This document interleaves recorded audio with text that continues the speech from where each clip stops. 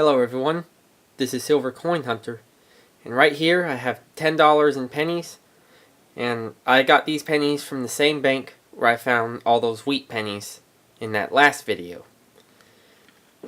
And I got all these pennies, and as you can see they're not all brand new. And what I think this bank does is they now take customer rolled rolls of coins, they take the coins out of those rolls, and then they put them in these rolls. Because as you can see, these are machine rolled coins. So I think that bank has their own machine. But I got $10 in pennies, and I'm hoping that I get more wheat pennies from that same collection that I went through in the last video. And then I got some dimes too. And then there's the nickels from the last video. But let's go ahead and go through these pennies and see what we can find.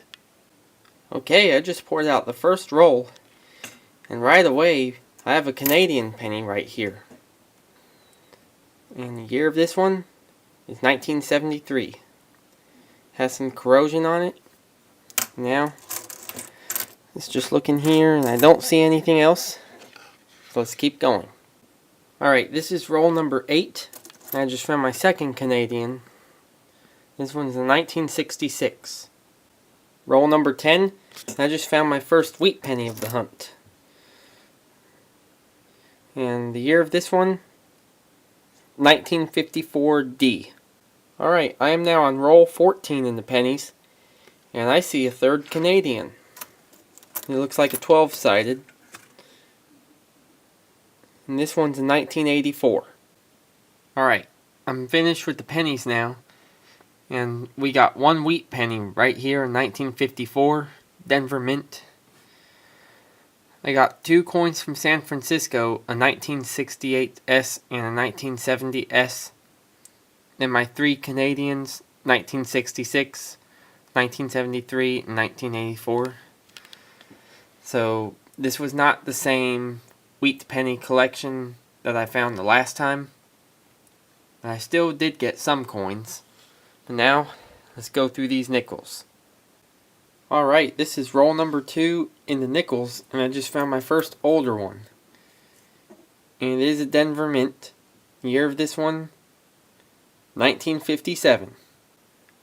Okay, I poured out the fourth roll, and I've already sorted through it, and I'm excited to find one of these. It is not a 1950 Denver, although that is one that I'm looking for. I haven't found it yet. But you never know, I might find that one day. But for this one, here's the back side of it. And as you can see, it has an S mint mark. I know what year it is. When I flip it over, it's a 1949 S. And this is one of the semi-key dates. So I'm pretty excited to come across this. Roll number 7 in the nickels. And I found my second 1950s nickel. This one's 1955. And it's Denver Mint, which is the more common one. The one minted in Philadelphia for this year is more rare, and I think it's a semi-key date. But this one's not the semi-key date. Alright, I opened roll 8 in the nickels. And in this roll I got two older nickels. We'll start with this one. It's a 1953. It's Denver. And then right here, I got a 1951, which I like finding the nickels around 1950 because that's the key date range for that 1950 Denver and some of those other semi-key dates.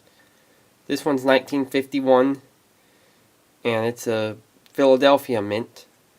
Not sure how rare this one is, but I don't think it's a semi-key date, but I'll check this one. Alright, I just poured out my last roll of nickels. And right here, I got a nickel from Canada. So this one's in 1995. It's one of the newer ones. It's one of the copper varieties. Because before 1982, they were made out of 99.9% nickel. But there we go. And now, let's see what's in our dimes. And in the same roll, I didn't see it until I was just about finished going through the roll, is this 1941. and it's Philadelphia Mint. So we got quite a few older nickels. Now let's go through the dimes.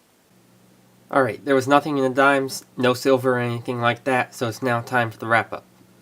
So for the pennies, we got a wheat penny, 1954D. We only got one, which tells us it's not part of the same collection. We got a 1968S and a 1970S, and 3 Canadians, 66, 73, and 84.